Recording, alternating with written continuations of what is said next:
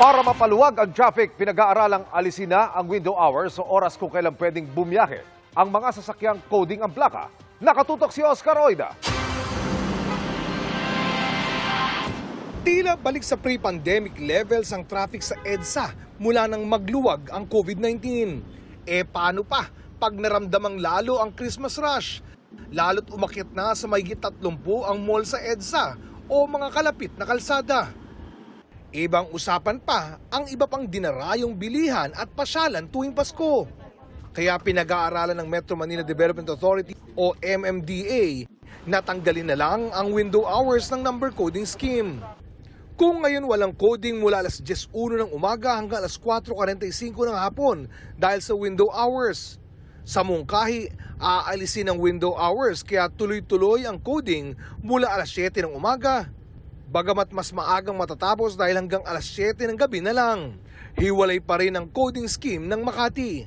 Kung tutuusin, aprobado na yan nito pang October 6 ng Metro Manila Council o mga alkalde ng Metro Manila. Pero hindi pa ipinapatupad. Pag-aaralan daw muna ng MMDA ang sitwasyon ng trapiko mula November 6 hanggang November 12. Inihahanda lamang po namin ito para kung sakali na kailanganin, lalong-lalo na kung sobra ang pagbibigat ng daloy ng traffic, ay atin na pong kaagad mai-enforce. Samantala, aprobado na rin ng Metro Manila Council ang mas mataas na multa para sa mga iligal na gumagamit ng bus lane. 5,000 pesos ang multa sa unang paglabag. Pataas yan ng pataas hanggang 30,000 sa ika-4 na may kanselasyon ng lisensya. Para sa GMA Integrated News, Oscar Oida, nakatutok 24 oras.